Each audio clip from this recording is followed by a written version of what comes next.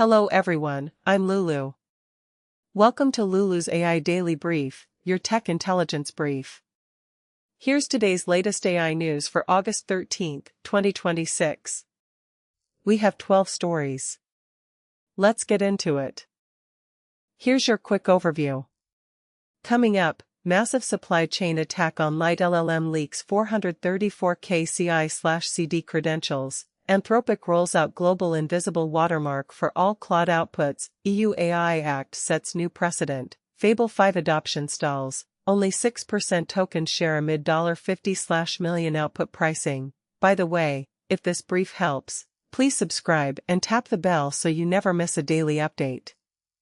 Grok 4.6 matches GPT 5.6 Sol on benchmarks, at 60% lower cost. And more in today's 12-story brief. Let's dive in.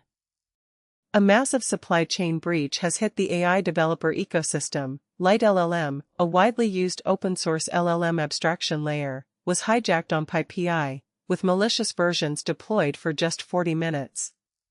Yet in that window, over 2,500 organizations had their CI/CD systems compromised, leaking nearly 500,000 sensitive credentials, including AWS keys, AI API tokens, and Kubernetes secrets. Security researchers confirmed attackers exploited a prior vulnerability in Trivy, and the group Team PCP has claimed responsibility. Anthropic has become the first major AI firm to implement EU AI Act compliance globally, adding invisible, machine-readable watermarks to every piece of text processed or generated by Claude, even for users outside Europe.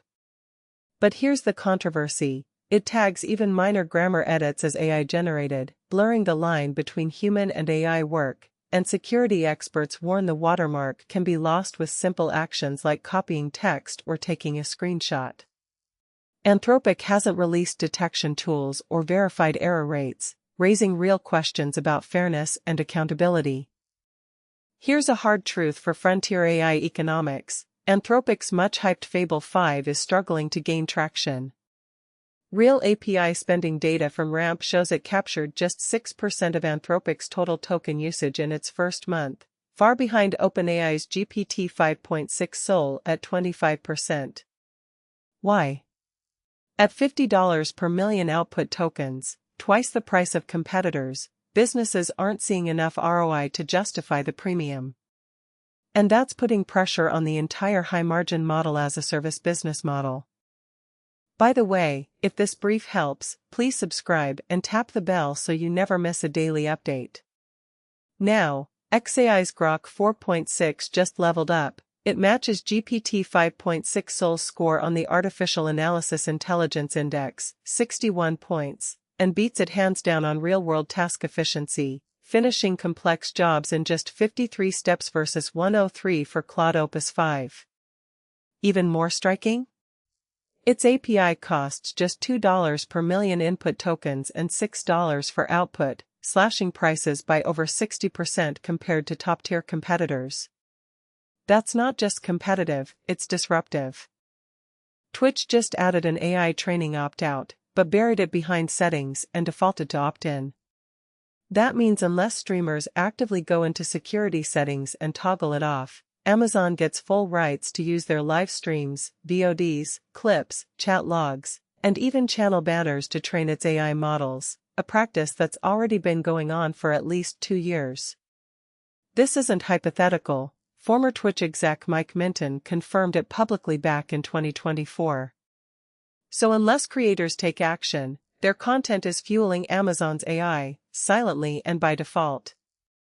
Anthropic just embedded its most powerful agent capability directly into your browser. Claude Cowork is now fully functional inside the Chrome extension sidebar, running skills, plugins, and connectors without extra setup.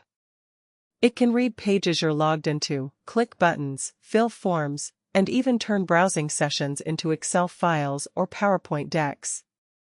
But here's the catch. Anthropic's own warning says don't use it for banking or healthcare, because the web remains a high-risk environment for prompt injection attacks.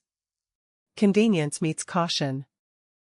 SpaceXAI just launched Grok Bot, an AI agent that doesn't just talk, it acts. It spins up its own secure cloud environment, logs into your existing accounts, email, SaaS tools, even banking apps, and autonomously completes multi-step tasks like research, reporting, or scheduling. You only get notified when it's done or needs approval. Right now, it's only available to heavy-duty subscribers like SuperGrok Heavy and Cursor Ultra users, and teams are stuck on a waitlist.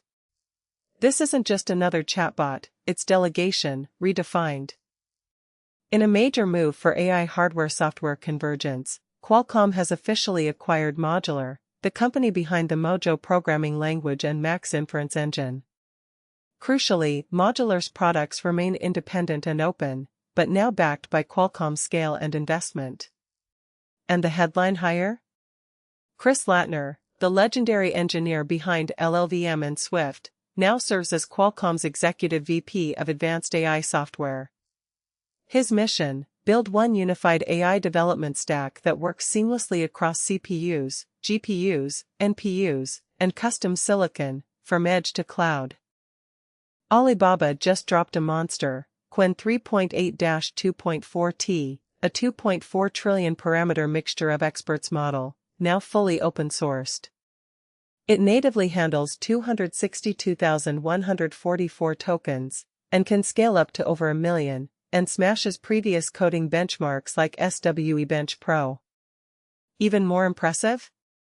FlagOS has already achieved day zero deployment across 9 different AI chips, from Huawei Ascend to more threads, with multiple precision modes including INT8 quantization. That means developers can run this frontier-scale model on existing hardware, no new GPUs required. Google DeepMind just brought sign language AI to everyday use. Its new SL2T model is now shipping on Pixel 11 phones, letting deaf and hard-of-hearing users type with their hands, in real time, directly into Gboard and live transcribe. Trained on over 100,000 hours of sign language footage, it converts American Sign Language to English on-device, with strict privacy. Only body keypoint data is uploaded, raw video is deleted instantly. This isn't a lab demo, it's a production feature, integrated into core Android accessibility tools. A leaked internal list for DeepSeek's Harness program reveals something unexpected: it's not chasing viral tools or flashy demos. Instead, over 70% of selected projects are small, focused, and deeply technical, things like MCP plugin standards, secure coding agents, runtime sandboxes, and multi-agent budget controllers.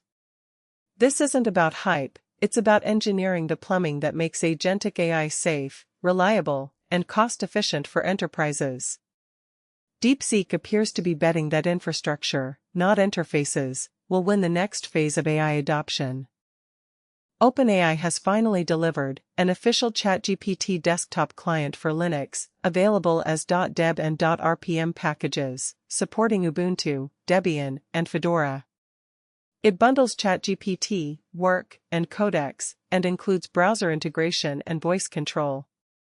But there's a big caveat: it doesn't support native desktop application control, no computer use, no appshots, no voice-driven LibreOffice automation. For now, Linux power users still need the CLI for true system-level AI automation. This is a milestone, but not the finish line. That's all for today's Lulu's AI Daily Brief. If this was helpful, please subscribe, turn on notifications, and like this video. I'm Lulu. See you tomorrow.